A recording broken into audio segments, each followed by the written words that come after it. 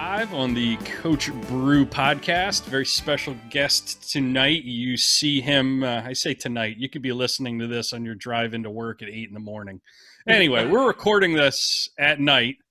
Is Monday, May 18th, and today something very special happened that we're going to dive into momentarily. But I am joined by a friend, a colleague, and he is both literally and figuratively the biggest thing in Texas country music. And when I say that, I mean like his music on the charts, and then the fact that he's like built like an NFL defensive end.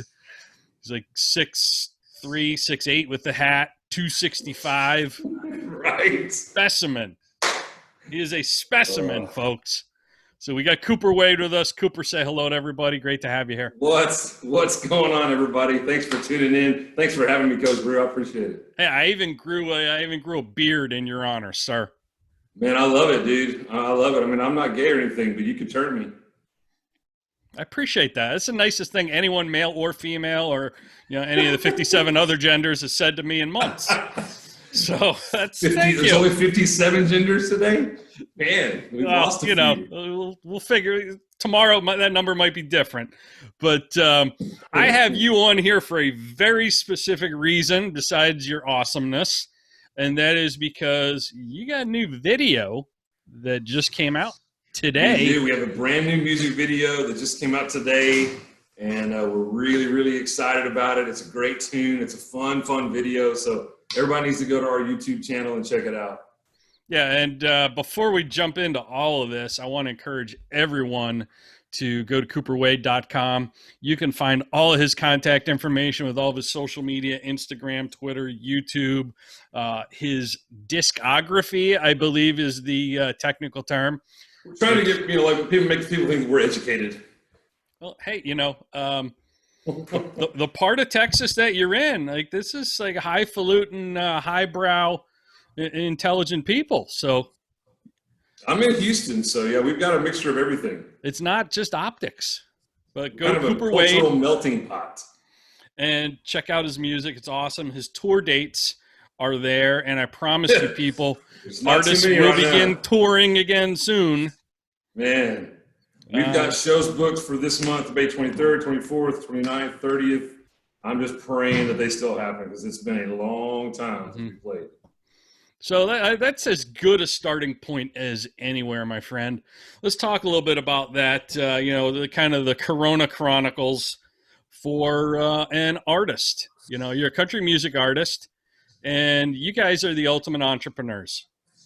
I really believe entertainers, musicians are the ultimate entrepreneurs because you bet, and especially a lot of y'all down in Texas, because you bet on yourselves in a way that others don't. There's no big marketing machine, no big record label behind what you're doing. You're betting on yourself. You're going all in, and it's a family business, and you're the ultimate entrepreneur. So what's navigating this whole thing been like for you, besides maddening that you can't get on stage and perform? It's been tough. I mean, financially, it's been very, very tough. We've probably lost, I would say March, April, May, probably $30,000, in revenue that comes in. And so that also helps pay my band and, all that kind of stuff. I mean, when we put out like a radio single, brand new radio single out that goes with the video, it's $6,000 just to release it. That's with a radio promoter and a very little bit of advertising. So we really rely on the road to help us make our money that we can not only pay our bills and feed our families, but continue to purchase more equipment and spend more money on websites and advertising and more, go in the studio and recording new music. None of that's cheap. Everybody.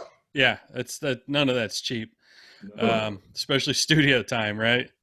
Yeah, and I've got a bus that I'm paying for that's sitting, parked, and I've got storage lots that I'm paying for that, they're just sitting there, So it's pretty frustrating.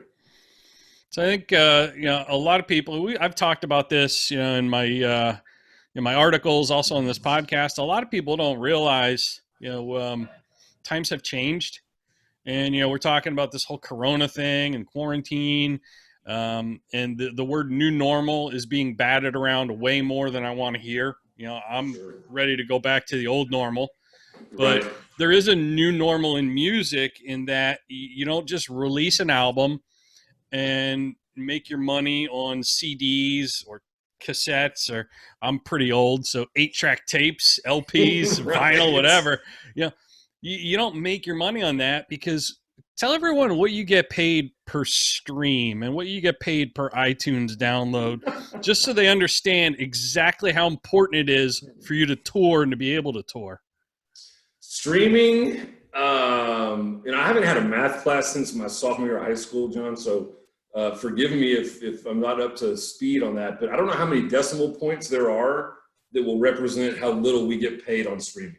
And those like decimal points are all to the right of the zero. That's correct. Or So to the point zero there's the zero point, zero. and then there's a bunch of zeros. Exactly. Yeah, we really don't make much, and that's why a lot of your big artists, like your Garth Brookses and your Taylor Swifts, are saying, you know what? No, I'm not going to put my stuff on there because y'all are basically listening to me for free all the time, and so all my hard work is not being paid for. And that's why a lot of your songwriters who used to stay in Nashville or whatever and just make a lot of money as songwriters, they're outperforming. I mean, you've got guys like Chris Stapleton, and you've got Phil Vassar, and guys that used to just sit back and write for everybody. They're actually out on the road now because that's where the money is. What an indictment on labels and kind of the whole industry in Nashville, that Stapleton was writing for other people for like, what, 20, 25 years before they figured out he had massive talent and literally his work could speak for itself and he could stand alone. Yeah, we went and saw him. He was here in Katy, Texas, where we live. Yep. He was here on like a Friday night. I was off that night. I told my wife, I said, hey, we're going to go. We don't usually go to a bar. If I'm not playing at a bar, you usually don't find me at a bar. I spend way too much time in those places. And so I told her, I said, I know we don't usually go out, but we're going to go see this guy named Chris Stapleton. And she was like, well, who is it? I've never heard of him. And I said, no, you haven't, but he's written a ton of songs for other people. And I'm telling you, in probably 6 months, you're not going to be able to afford to go see him. Yeah. And so we went, and she was like, okay, I mean, he's pretty good, whatever. Well, then like 3 months later, it was the CMAs with him and Justin Timberlake, and he just blew up after that night.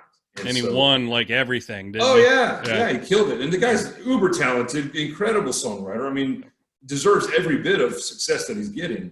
But yeah, we saw him, when he was, playing in a little 2,000 person bar, and there wasn't even 2,000 people there. I mean, we were right up by the stage and just, watching him and his wife, his drummer and his bass player, and that was it.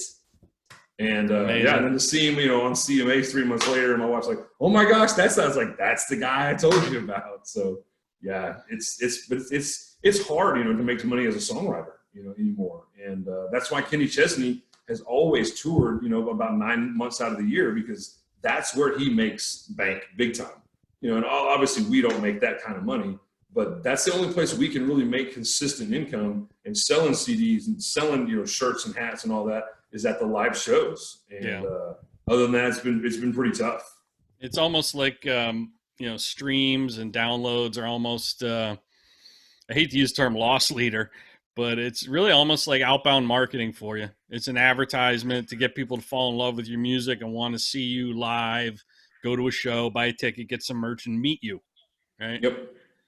Yeah, as a smaller artist, it gets my music to places that I wouldn't get it, just myself staying in Texas. So yeah, we've sent CDs to the UK, we've sent CDs to Australia. We've got people that listen and stream, in Japan, all over the world, which is great. But if you're not out playing in those markets, you really don't get to reap much of the benefit of, of the live shows. Yeah. So, but to me, I remember Napster, when Napster came out, and it was all this huge uproar about stealing, pirating music and blah, blah, blah. To me, that's what Spotify is. Mm-hmm. They just don't own the actual song. Yep. Spotify is like a radio station, but you get to choose what you listen to whenever you want to. When my music's played on a radio station here in Texas, then they have to pay royalties, to ASCAP, BMI, all the performing rights organizations every single year for every time they play a song. Spotify doesn't have to do that. Why? It's the same thing as a digital radio station. What's the difference? Yeah, that's what frustrates me as a songwriter. It's criminal, really. It is.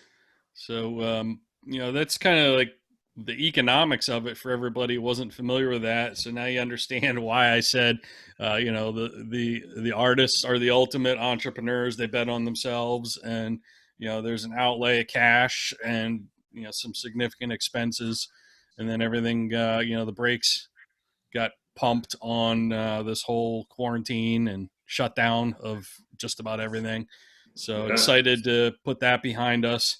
Let's go way back for a minute and just tell us kind of how you got your start in music. I'm always fascinated to hear some stories like guys like Chase Rice didn't pick up a guitar, didn't know he had a musical bone in his body until his junior year in college. And then Right. there are others who it's almost like it was in their DNA at I birth. would be in that second group. Yep. My mom was a music major in college. My dad played trumpet in high school and college. My dad was also an athlete, played football, baseball, and basketball in college. And so I started playing the piano when I was 6. And then I started playing the drums when I was 11, the guitar when I was 13. And I tried to quit piano. I mean, it's not cool, dude, when you're playing football. Yeah. You got to leave football practice to go to piano lessons, when you're 13, 14 years old. And so, I tried to quit. My mom's like, nope, you're not quitting. You're not going to quit. I'm not going to let you quit. So I would leave football practice in my football pants and a, sweaty undershirt, go to the community college where I took piano lessons, and I would sit there and do piano lessons. And even when I was in high school band playing the drums, I kept trying to quit playing the drums. And my mom was like, nope, you're not going to quit. You're going to stick with this. And eventually I got a scholarship to Baylor, as a percussion major, and played in all kinds of symphony orchestras, jazz ensembles, rock bands, played in churches, and just all kinds of stuff, and got a degree for it. And so it definitely is something I'm really glad my mom did not let me quit. Yeah, it's that's kind of the struggle we're having with our daughter. She's in 8th grade and she wants to quit saxophone. Oh yeah. And it's, those concerts in middle school, as aren't a lot of fun. But when you get to high school, things, everything's amplified. It's a little more fun. You're performing with older kids. And I just think there's a lot to be said. I wish I would have, I wish my parents, looking back, would have forced me to play an instrument, because it really affects the wiring of your brain. And you just tap into a different side, literally a different side of your brain, and it helps you learn. There's so much research on how learning music helps you learn other things. Totally agree. Yeah, I was very good in math and science, growing up. I was very bad in English, but math and science really translated over well to music and, music theory and piano and the number system and all that kind of stuff. And so it was like putting a fish in water for me. Yep. So how did you make the shift from, not just performing music, whether it's in church, school, band, to actually starting to write your own stuff? When did that take place, and how much of an adjustment was that for you?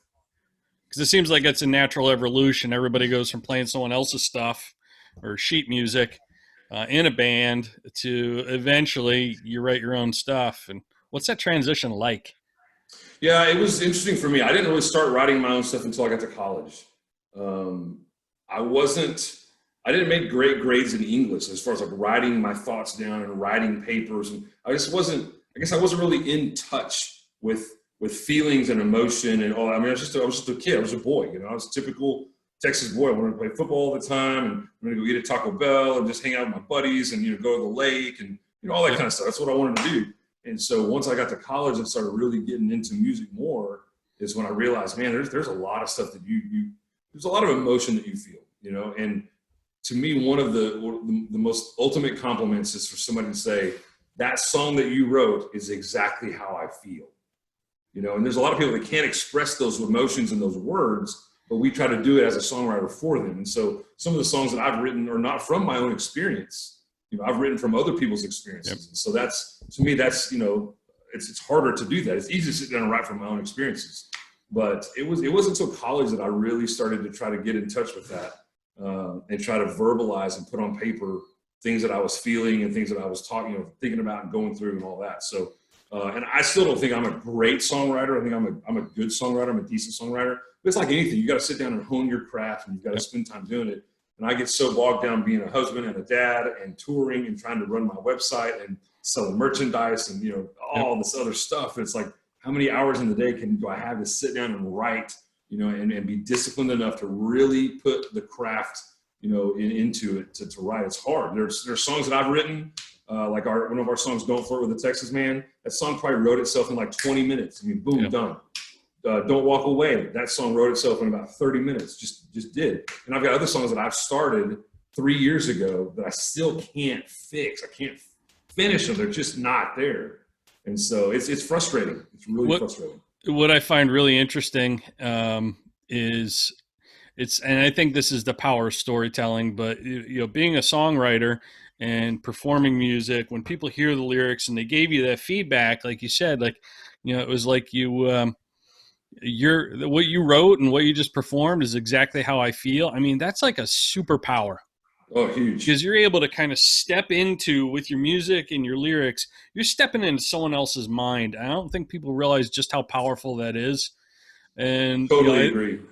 It's one of the things that has always attracted me to country music since I was 12 years old. I went to my first country concert. I was 12 years old. It was at a fair in Reading, Pennsylvania. My dad took me to see Lee Greenwood. Nice. Yeah. And so, you started out at the top right there. Yeah, like it's a downtick from there, Yeah. So I interviewed Lee for an article in Entrepreneur magazine a couple of years ago. I told him that, and he's like, I wish you wouldn't have told me that. I'm like, why? He said, damn, I'm old. We're all getting older, man, but it's better than the alternative. But it is like, it's the power of storytelling, and it's the authenticity of this genre. And it's also the direct artist to fan connection that you do not see in any other genre of music, to my knowledge. Totally agree. I've told people from day one that I started is that country music reaches everybody from birth to death. Right. I went through my rap phase in high school and my 80s hair band in junior high and high school. I mean, I went through those phases and I kind of grew out on them. You never outgrow country music. You just don't. Lyrically and all that, there's songs out there in the country music genre that they reach people and speak to people from birth to death. Doesn't matter how old you are or whatever. Doesn't matter how rich or poor you are. There are always those songs, And like the song that I wrote, Don't Walk Away, which is the title track of our last album, I wrote it through a buddy's perspective. He was going through a divorce. His wife had walked out. And I was like, man, if you don't mind, I'm just going to write down, your feelings and stuff, and wrote the song. Never planned on releasing this as a single. I sent it to Chad Prather, our friend. He was going through some marriage stuff at the time. I didn't even know it. But that song helped open up the lines of communication for him and his wife to work things out. And after we released that single, I got email after email every single week saying that song saved my marriage. Man, as a songwriter, that's just hits you right square in the heart, and you start, there was times I would sit there and read these stories and just weep, knowing that song had a small part in keeping marriages together. That's huge. And when a song has that kind of power and influence as a songwriter, man, I don't care how many streams or downloads or whatever it gets. That's what that song's all about. Yeah, it can literally be life-changing if you're able to do that for just one person. It was well worth all the sweat equity that went into it, and that's the way I feel about my writing as well. But yeah, it's absolutely a superpower. And I think you have a song right now that just came out today that also I think is going to be blowing up your inbox. I hope so. We're trying to send a positive message in a very negative time. Yeah. And that song, folks, is called You Gotta Swim. You gotta swim, brother. And it is a fun video. You'll have to go see it. Go to cooperwade.com and go to his YouTube channel, and you can watch it there. So I'm not going to spoil the surprise, but I will say it is a fun, entertaining video. We'll talk about how it was made, where it was made, but it's also a metaphor for life. And I'm going to let you take it from there. Well, you got to swim. And obviously this is summertime and everybody's getting ready to, school's pretty much already out. And so kids are out swimming and stuff. But when you think about the metaphor of life's waters, the typical waters of life, and, we see people that get up to their neck and up to their head and they drown, or they start to drown, and it gets very, very nervous for them. And the song in the chorus, it says, whether you jumped in, you fell in, you walked the plank, no matter how you found yourself in the water, you got to swim. Failure is not an option. Drowning is not an option. You got to swim. And so if we can give that kind of positive message to people in a fun, lighthearted song that's, also just a great summer song, but I really wanted it to be a positive message to people saying, look, don't give up. No matter where you're at in life, don't give up. And what we did in the video is I've got a daughter who is severely handicapped. She has cerebral palsy. And she, to me, is one of my heroes. Yep. Because she didn't do anything to deserve the cards that she was dealt. But yet she swims in life every single day with a smile on her face, with joy in her heart. And it's an example to me to stop focusing on the stupid little things that I may complain about. And I look at her and go, that kid does way more with way less than I do every day. And it's inspirational. We had another little girl in the video named Tegan, and she had a heart condition, had open heart surgery. And she's in the video as well. And she's just a sweet, sweet girl. But man, she's a warrior princess because she has dealt with things in life that no adult has ever dealt with and no child should ever have to deal with. And yet she does it with strength, with a smile. Her parents are huge supporters, and they're just awesome people. So I'm actually going to try to do an interview with Tegan probably before Memorial Day. And we'll release it on our social media channels. But I want to interview her and let y'all hear from Tegan, a little sweet little 7, 8-year-old girl, what it's like to be a warrior and to swim in life's tough waters when you feel like you're going to drown. We'll definitely help you push that out. I'll share that with my all my socials, and it's an important message. I think that's one of the amazing things with kids is, in a lot of respects, they're way more resilient than adults. Oh, huge! And they don't even know it. Huge. Now, yeah. I mean, Anna, my daughter, she doesn't know any different. Yeah. You know, she doesn't realize how hard her life is every day because it's all she's known. Yep. You know, the hospital and the doctor messed up when she was being born. She was a perfectly healthy kid, 8 pounds 6 ounces, 2 days after her due date. There was nothing wrong with her, but a mistake at birth, and now she's got cerebral palsy. It's not her fault, but she does it every day, and I'm telling you, that kid is awesome. And these are, I think, the important stories to tell and the examples to show, which is one of the things I love about the video, is you can't help but aspire to be a better person when you see that in action, you know. My daughter's hard of hearing, and it's instant perspective for me when I see how she navigates the world. And a lot of times our adversity is actually our advantage in some ways. When you're missing, one sense, your other senses are more acute. And like her attention to detail is off the charts. So it's inspiring to see kids navigate the world that way, and it just makes you want to be a better person. And watching the video makes me want to be a better person. So excited to talk about it and share the message, obviously, with my tribe here. Let's talk a little bit about how you made the video. And one of the things entrepreneurs do is they start with nothing from the ground up. And you literally, like, my definition of entrepreneurship is taking nothing and turning it into something. Sure. And typically, you got to do that with minimal resources until you've bootstrapped your business to the point where you can really invest. And, I think that, in a lot of ways, forcing yourself to operate with restrictions is a benefit, and it makes you creative. It makes you more of a problem solver. Like, I forget which Dr. Seuss book it was, but his publisher challenged him to only use 9 words in the whole book. I think it might have been the Cat in the Hat. I think it was the Cat in the Hat. Wow. But he was challenged to use like a very limited amount of words. Like, he could repeat the same word, but there was a word count put on him, like a pitcher with a pitch count. And that ended up being his best-selling, most popular book that kind of put him on the map. So I think when we, when we get creative and we find resources we didn't know we had, that's when we get an amazing product. And I know that you're able to shine a spotlight on a certain venue locally for you. I'd love to hear that story about how that came to be. Yes, there's a water park here in Katy called Typhoon, Texas, and we've played there many times, and we're one of their favorite bands because we're a local band. So when we play out there, a lot of our friends and families, will come out and support us because I've coached. When my son is 16 now, I've coached him since he was 4. Little league football, baseball, basketball, all around. So I know a lot of these kiddos and families in this area, and so we always say, "Hey, we're playing at the water park this weekend. Everybody come out. The whole families will come out. It's a great time." And so when we had this song come up, and I was like, "Man, we need to record that song. It's awesome." I immediately thought, when we shoot the video, I want to shoot it at Typhoon, Texas, because it's called "You Gotta Swim." Perfect And there's all place. these cool water slides and there's all these kids having fun. And it's just a great environment. And so I contacted them. I said, hey guys, I want to shoot this video, and it's going to cost us about X amount of dollars. But I need some help. I want to highlight your park. I want to highlight what you guys do because I'm a big believer in what y'all do, but I'm going to need some help to pull it off. And they said, hey, you know what?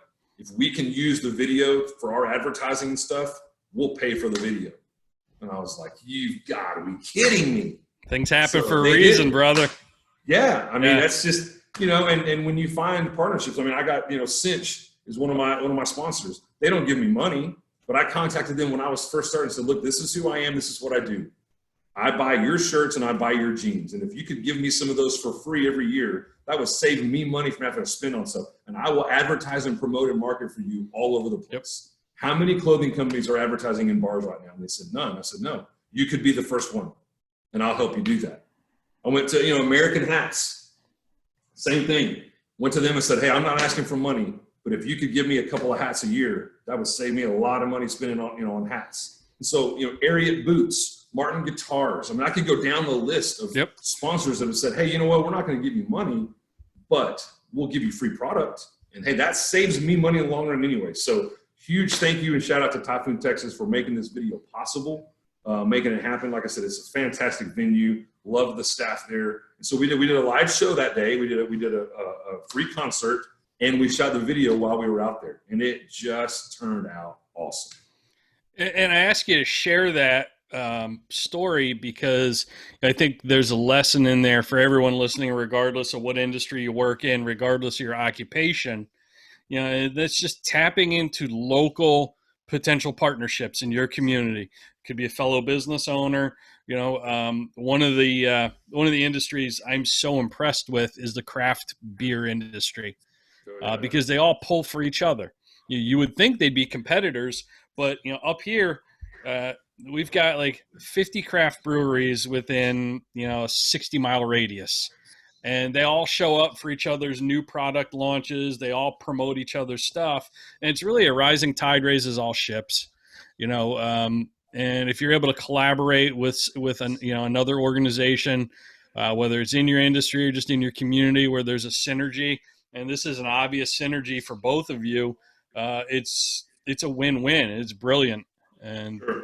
I think a lot of people overlook doing that because, it's the obvious thing that's right in front of their face that they don't think of. Right. And I've said that about, the cool thing about country music is, you can support multiple artists. You don't have to just pick one. When you go to buy yourself a new truck, you're going to just pick one. You're going to pick a Chevy, a Dodge, or a Ford if you're American, right? But when you go, with craft beer, you can like 12 different craft beers. It's okay. Yep. You can support 12 of them. And I tell artists all the time, country artists, they're like, well, I don't want to support so-and-so because, that may take away from my audience. Let me tell you something, man. Mm-hmm. That audience, if you don't have an audience, it's your fault. You're not doing your job. You're not putting out good product, and that's on you. But I mean, if I'm going to be away from Katy for the night, if I'm playing somewhere far away and one of my buddies is playing in Katy, I'll send an email or something saying, hey, if you're going to be in Katy tonight, my buddy so-and-so is going to be playing at this place, man, y'all go check him out. I'm trying to help, like you said, raise the water, raise all the ships for everybody. Because when one or two of us succeed, we can all succeed. It's okay. And if you're go buy that Cooper Wade CD and the Casey Donahue CD and the Cody John, they can support multiple artists by just buying some of their products. And if you're supporting each other like that, what's going to happen? The day of a show when that other artist that you promote and he promotes you wakes up that morning and has lost his voice. And now all of a sudden, like he's got to cancel. Who's going to fill in? You want to be that first phone call. Times. Yeah, I've done that numerous times for artists. Yep. Yeah. So you want to be that phone call, and I want to make that phone call for others. I got friends of mine that call me and go, hey man, we got called to play a show for this deal, and we're already booked that night. But I told them to call you because you're my bro, and whatever. And we do that to each other. We help each other out, and we network with each other. And man, that's how it's supposed to be. It's a cutthroat business. In some regards, it's a very cutthroat business, but in the same regard, it's family. There's a lot of us that are family. And I think that's the takeaway for everybody is, there are going to be certain really ultra competitive elements to your industry, but it doesn't all have to be that way. You And I can root honestly for each can't play other. every show. Yeah. I can't play and sing every show throughout the year. I can't. There's only 52 weeks, in a year. And if I'm lucky, I could play Thursday, Friday, Saturday, of those 52 weeks. So if somebody calls me, for 3 different shows on the same night in May, I can't play all 3. Yep. I can only do 1. So I got to help somebody else, cover those deals and help that person get a good artist to cover that event for them. And I'm glad to help out because I can't physically do it all. Yeah, that's the way I view. I'm a professional speaker, and that's the way I view my industry. Is good speaking begets more good speaking. You want other people to have good experiences with your professional peers. Otherwise, it reflects poorly on you if they don't. It reflects poorly on the whole industry. So I think that's super important. I hope everybody takes that to heart and applies it to their industry. What are some of the lessons you've learned along the way about having to swim in your career? Since we're talking about you got to swim, there have been times maybe when you stuck your toe in the water. There have been other times when you stepped in and whoosh, it's like shoulder deep water that looked like real shallow. Yeah, I mean, when you talk about us being, entrepreneurs, I mean, financially, it's a huge undertaking to do what we do. I mean, you go in the studio, you're going to throw down $25,000, $30,000 on a new CD, easy. So you're looking at it going, man, I hope I can make this back. I hope I can do this. I mean, when we released this new radio single, You Gotta Swim, all this COVID stuff's going on. Shows are getting canceled. And my radio promoter said, do you want to postpone this? And I said, no, because you got to swim. That's why. Yep. Even in the middle of COVID and venues are going to be closing and shows are not going to be booked, you still got to swim. It'd be hypocritical of you and irresponsible of you not to release it, right? That's what you're thinking. And I told her, I said, from a business mind, and this is a business. This isn't a party. This isn't just, I want to play music for fun. This is a business. And I told her, I said, we need to be released so that when things do open back up, we've already got the momentum. We've already got a great song out and video and all that. So I did. I reached down and, dropped 10 grand on myself so I could swim and hoping and knowing that it will pay off in the long run. But is it nerve wracking? Yeah. I mean, we're releasing singles and, we're getting played on radio, but yet nobody's calling to book us because nothing's open, so it's a little nerve wracking, but you got to swim, man. This is what we do. Yeah, I think the people that do double down, go all in on themselves at this time are going to be the ones who will be rewarded. It's like the stock market. When the stock market starts to go back, the people start pulling their money out. Well, the smart people put more money in because it's going to rebound. And then you got momentum on your side. That's it, baby. Yep. It's all we need. What's that saying? Scared money don't make money. That's it. So you're saying there's a chance. Exactly. Dumb and Dumber. So take us back to a time when you really kind of felt like you weren't swimming. Like it was a struggle and you're just trying to put one arm in front of the other and I went through a tough divorce in 2009, and in 2008, the construction industry pretty much tanked with all the bad mortgages and all that. Well, I was a home builder. I had my own construction company. I was also doing music at the same time, and I went through a divorce. So my main source of income, construction, went to nothing. Went through a divorce, had kids half the time, dealing with the financial unraveling from divorces is never fun. I was driving to Amarillo, Texas, so I could lose $50 to play a gig. Yeah. And so I was just going, I feel like I'm beating my head against the wall going, is this really worth it? But thankfully, I just kept at it. I mean, there were nights that I would come home, my electricity would shut off. Not because I didn't have the money, I just didn't pay the bill. Yeah. Forgot about it. And so I'd call a friend and go, hey man, can me and my kids come and crash at your place now? I haven't paid the electric bill or, whatever. So there was time, I would say 2009 to 2011, it was a struggle to keep things going. But again, when it's in your blood and it's your passion, you figure it out and you swim no matter what. It may not be pretty. We may not make a ton of money those years, but we stayed in the game. We stayed in the game of life. We didn't give up. And, then we look back, 2 or 3 years later, after that, and you go, man, can you remember 3 years ago when we weren't making anything? And now, we're doing this and we're doing that. And we're doing singles and we're, all this kind of stuff. It's like, man, if we had quit when it got tough in 2009, we may not have ever started, doing it again, or we might have to start completely over, and it just wouldn't have been worth it.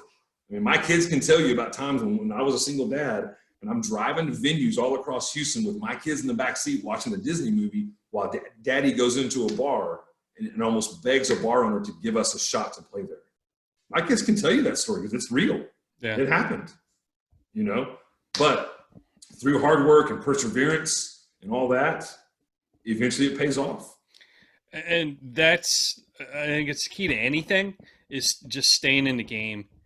And, the example I love to give to people is, and I'll just ask you, we'll do a little trivia here. Okay. When do you think most people who are running a marathon quit? They don't finish. At what point do you think they quit on the race? Probably 3/4 of the way through. Yeah. You know why?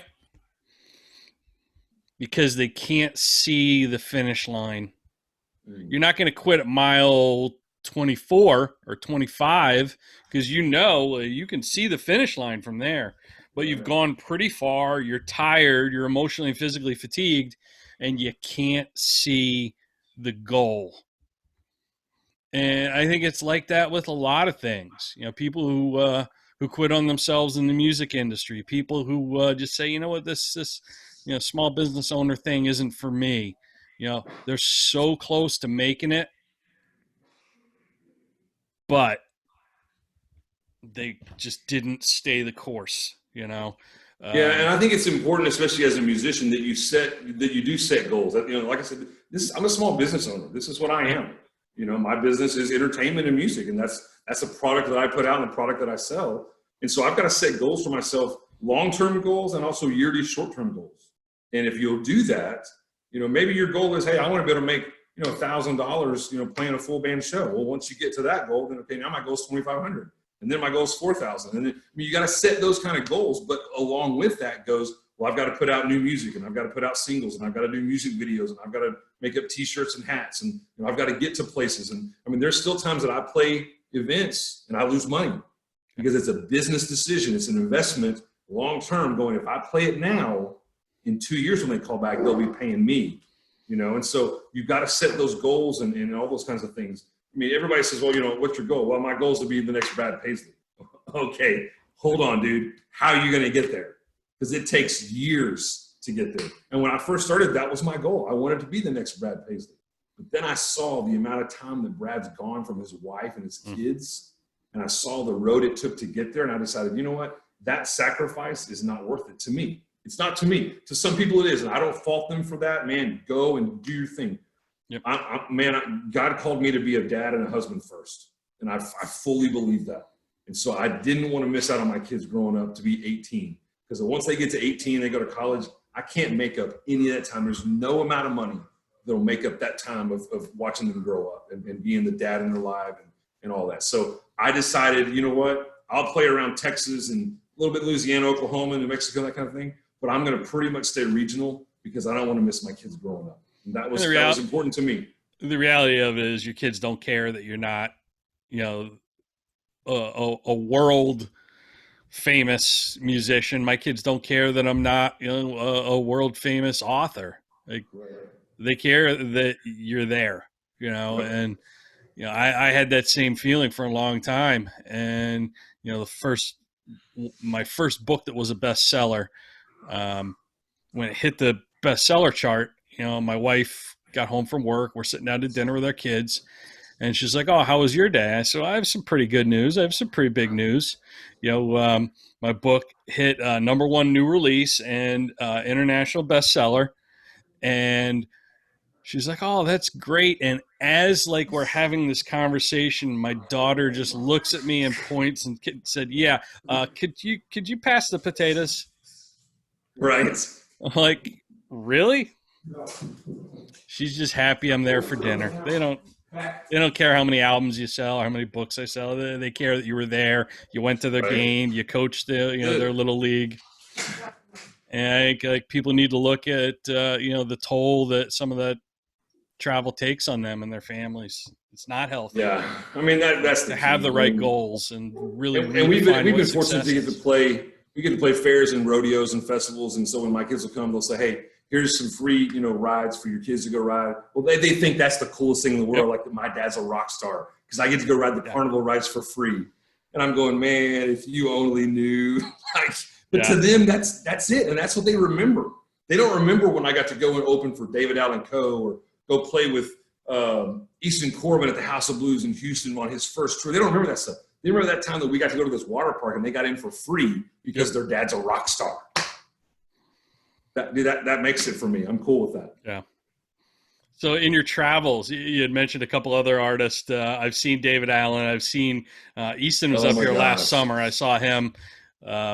What's kind of one of your favorite memories of a show or just something with your band? What's that one thing that's like that really just sticks out in your mind? We've been so blessed to get to play with some really amazing artists. Easton Corbin's first tour was one of the coolest for me because that was probably 2009, maybe 10. And he did come to the House of Blues in Houston, which is a great venue. And we were the opening band. So we had our own dressing room. We had a buffet outside, the dressing room. I mean, we really, like the night before, I was changing clothes in a urinal that had pee on the floor. I try not to step in it, in my socks. And the next night, I'm at the House of Blues with a dressing room with my name on it, a buffet out in the hallway. And I looked at my band and I said, listen, guys, do not get used to this. Yeah. Okay. This is not reality for us yet. Hopefully it will be. Yep. So, yeah, I mean, dude, playing with him, playing with Billy Currington in Beaumont, Texas, just having people line up after the show to shake my hand, to hug my neck, to maybe buy a CD or a shirt and just say, man, you guys are awesome. I never heard of y'all before. And now that I've heard you, I'm a huge fan. That's cool. Now, like David Allen Coe, I would never play with that dude again if they asked me to, because he was just a jerk. Yeah. Most of the people we played with have been so great. Bellamy Brothers. I mean, all the Texas guys: Cody Johnson, Aaron Watson, Kevin Fowler, Roger Kreger, Corey Morrow. Josh Ward, Randall King. I mean, these guys are Curtis Grimes. These guys are just awesome dudes and so much fun to talk to. So most of my stories are good, but the David Allen Cohen was just not. He was just kind of a jerk, just an old crotchety old dude. Yeah. But yeah, like I said, man, we got to play with Tracy Lawrence last year. Oh, wow. Which was a lot of fun. I mean, I grew up listening to, Paint Me a Birmingham and all of his great songs. And so we got to play with him. And we've played with Casey Donahue like 3 times. And Casey's a good friend and just a great dude. Aaron Watson. I mean, we were playing with Aaron Watson and we're out in, we were in, it was in Mason, Texas. And it was really windy that night. And I'm setting up my merch stuff and his, of course, he has a person that sets his up. I'm out there setting my own up. Yeah. And this wind comes in and starts blowing my stuff down. I'm like, oh my gosh. Dude, some of his band members run over and go, hey man, we got some zip ties here. Let me help you. That's awesome. They just jumped in and started helping me set up my merch stuff because that's the kind of dudes that they are. Yeah. And when you get to meet guys like that and you get to see the humility and the servanthood that they have as a big name artist and band to come help some little opener guy, dude, I always said, I want to make sure I do that to people that open for me one day. Because I remember how much it meant to me.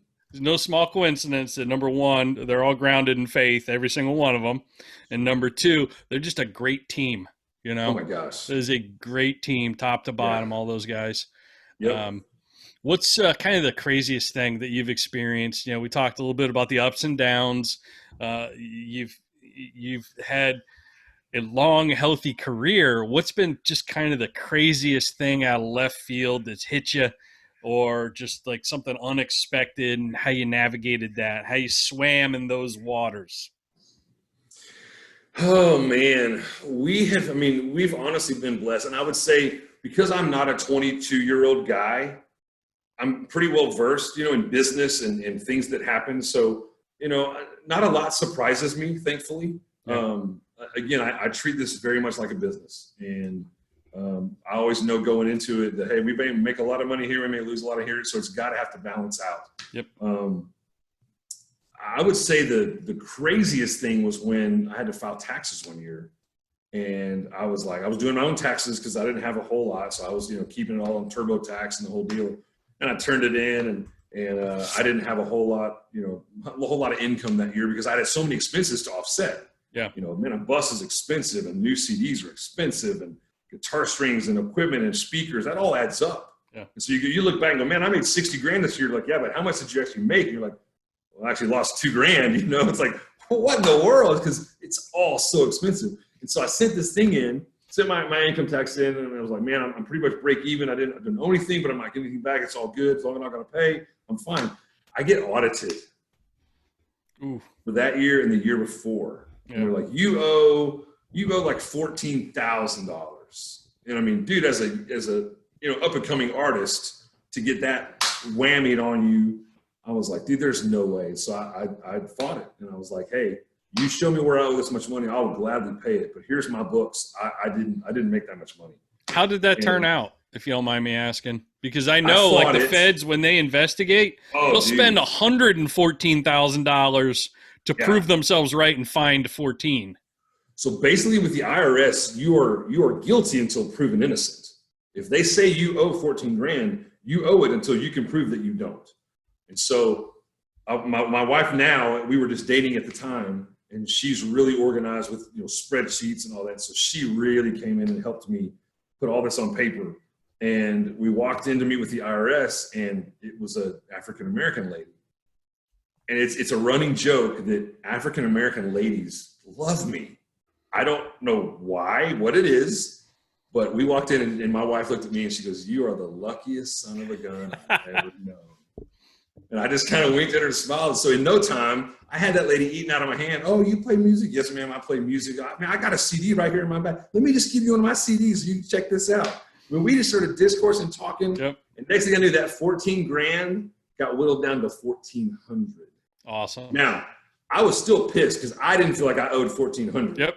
My wife's kicking me going, "Shut up and pay the 1,400 because it'll cost you more in legal fees to fight it. Yep. And you're probably going to lose anyway. So like, just pay the 1,400 and be done." And so I did. But when I first got that $14,000 bill from the IRS, dude, I felt like I was not going to swim. I was going to drown. I think every small business owner, every entrepreneur has been there. We've all had one of those moments. Oh. And you just gotta persevere, and I think you gotta hire a good CPA. That's what I did after that. Yep. So, and I think you gotta have a little luck. You got the right lady behind the other side of the desk that day too. Yep. I did. Yeah. Because it was some dude, he wouldn't have cared about my music or anything. He'd have been like, "Shut up, pay what you owe, get out of here." Exactly. I'm just so excited for you. I want to remind everybody, go to cooperwade.com, not Wade Cooper, cooperwade.com. All his socials are there. You can follow him on Instagram, subscribe to his YouTube channel. There's lots of there's lyric videos, other music videos besides You Gotta Swim. You Gotta Swim is going to be the first one you see on there because that just came out today. And you're going to love it as much as I do. Buy his music, buy his merch. There is a great T-shirt. And I'm a T-shirt guy. I love T-shirts. There's a great T-shirt on Cooper's website that is it's a short mathematical equation. And this is my bone of contention with the country music genre, and why you're officially one of my heroes in this genre. You drew a line in the sand, you took a stand, and you released this one particular shirt that I'm going to let you describe. This plus that. So we've got a shirt that says "Country plus rap equals crap." I was born in Abilene, Texas. I was raised in Fort Worth and Cowtown, and I've been listening to country music since I was a little kid. And my granddaddy's Ford F-250 that he pulled his fifth wheel camper behind, and we used to go cut wood in Gainesville, Texas. I've been listening to 8 tracks of country music since I was a kid. There's no beatbox or snap track or whatever the crap you want to call it in country music. And today's country music on the radio station is not the traditional stuff that I was raised on and you were raised on and that we still play. We still play traditional country music. When you come to a show, everything you hear, we are playing or singing on stage. There's no tracks, there's no drum machine to it, nothing. And so it's all legitimate good stuff. And that's the measuring stick for an artist. If you haven't figured it out yet, folks, is if you go to their live show and you can say to yourself, wow, they sound just like they do on the radio, or this sounds exactly like the download that I just purchased. That's how you know you're getting the real deal. Yeah, you got to be careful. There's actually a bass player. Yeah. Have you seen, I don't know if you've seen this. This goes right in with your T-shirt. Have you seen the Instagram account that is Sam Hunt's bass player? No. The profile picture is just a picture of an iPad. It just says Sam Hunt's bass player. That's hilarious. Yeah. I don't know who did it. I don't know if it's still active, but it's just an iPad. That is too funny. Yeah. So if you're at a show and you hear a piano solo and you look up and there's no piano on stage, something ain't right. Yep. You know, and I always tell people, you know, our live shows, they have to be better than the CD. Yeah. Okay? Because if you're listening to the CD at home and it's the same as we're doing a live show, why would you come to a live show? We have got to entertain. We have got to really put on a show that so when you leave, you walk out going, man, what a show, what a performance, what an entertainer. Yep.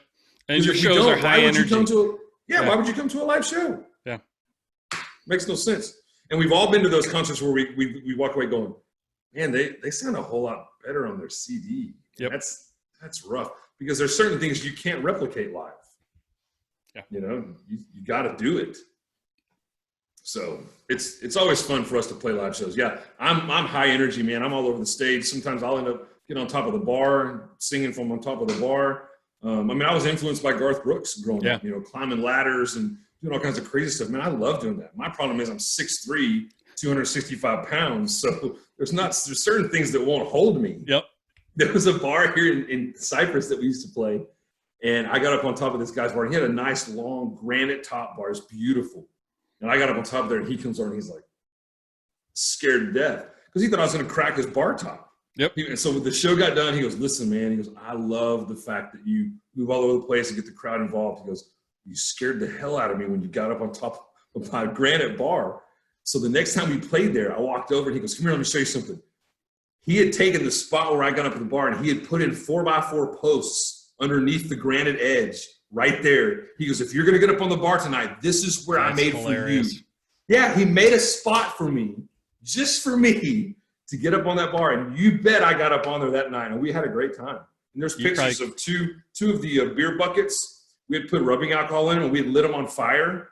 Yep. And so there's pictures of me standing on the bar with these 2 beer buckets on fire. And we're doing Garth Brooks' Standing Outside of the Fire.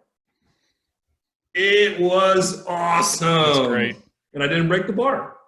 And like to your point, I think people don't remember you. They remember how you made them feel.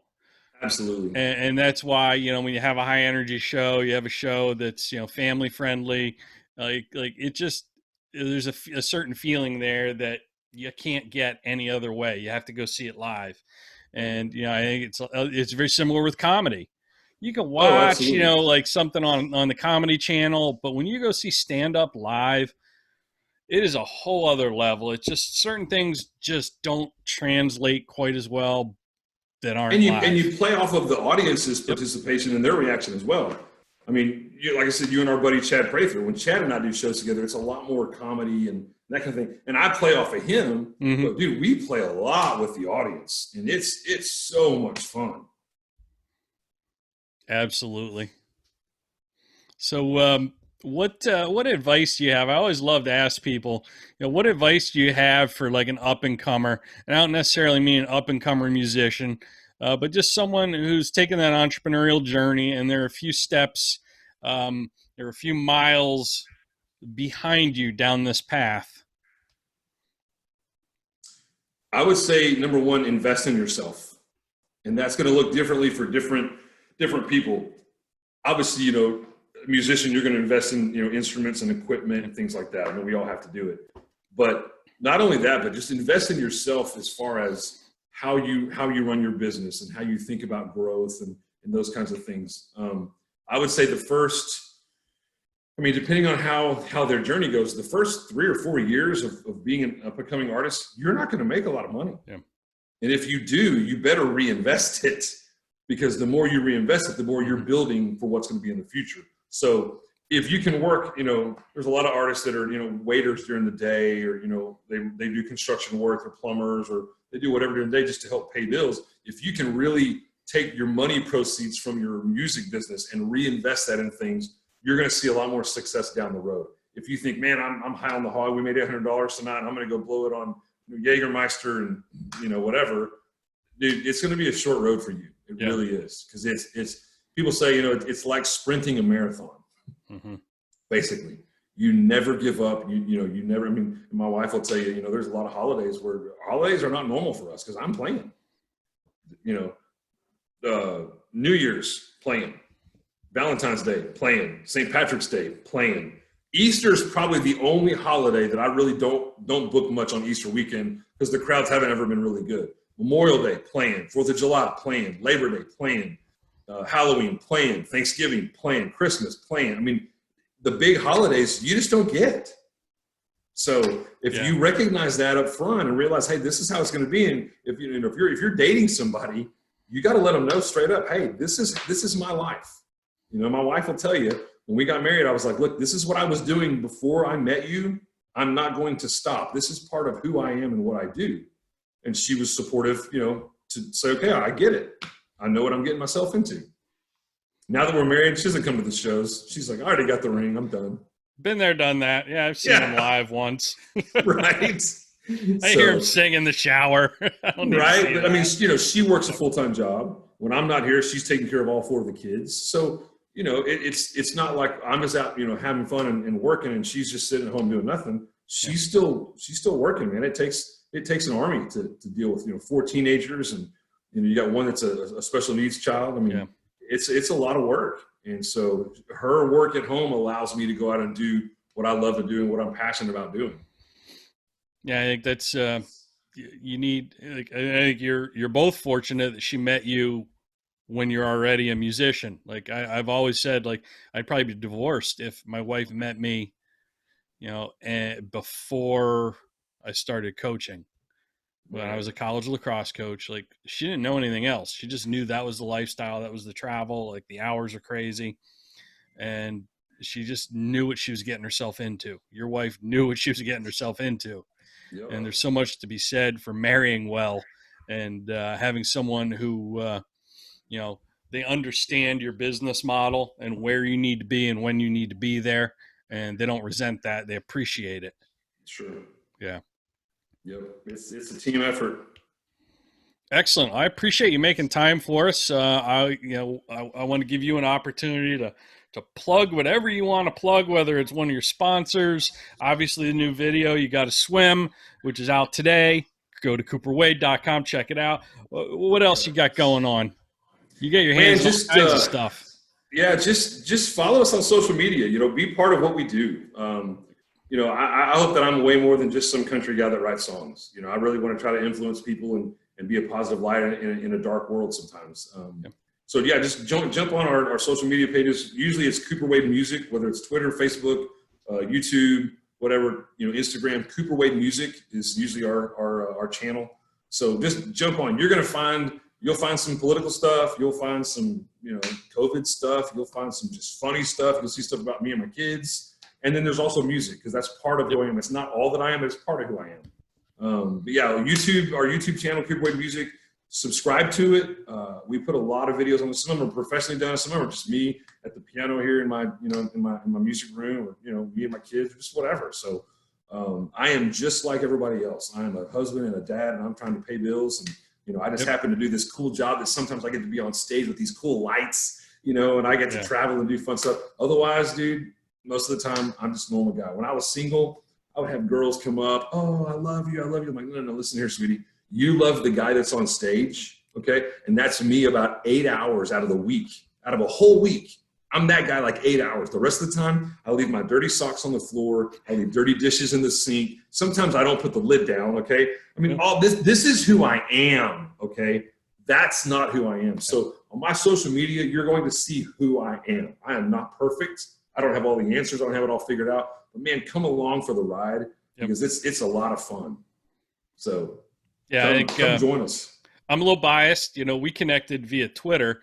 But I think your Twitter account, what I love about that is there's life wisdom in your 140 characters or 280 or however many were allowed this week on Twitter. Right. But it's life wisdom. It's like a slice of life, what you're doing in the moment that day. It's also, you know, music. You're promoting other people, other things. You know, everything we just talked about, Cooper walks the talk. And when you go to his socials, you'll see that. You know, the guy's real. He's authentic. And it just makes you want to get behind him and root for him. So go check out the video. You got to swim, purchase the music, and follow the man. Appreciate you, brother. Last thing, I always ask this. I'll start by saying, you know, of all the people I've interviewed, of all my guests, you're my favorite. I say that to all of them, but this time I mean it. Right. But what did I forget to ask you that I should have and didn't? Gosh. I'm an open book, man. I talk about anything. So,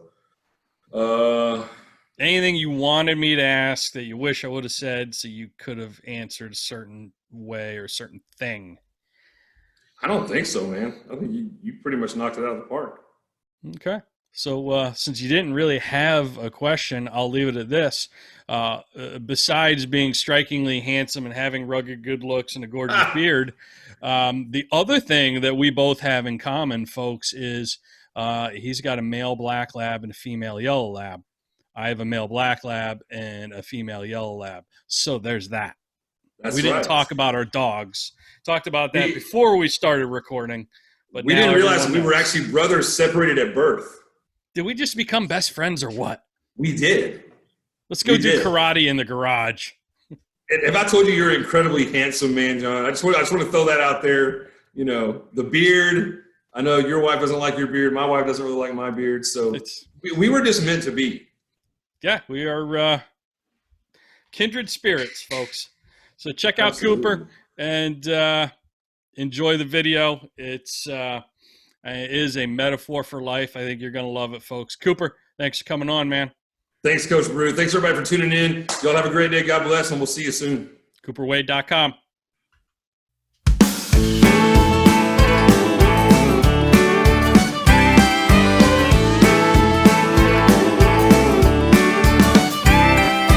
Me and Billy, Bobby and John came pole fishing in a good fish pond. It was red hot in that July sun. They snuck around in back of me, they picked me up and then counted 3. I went head over heels. The last thing I heard is you got to swim, come up for air, trying to get another breath. No time to hear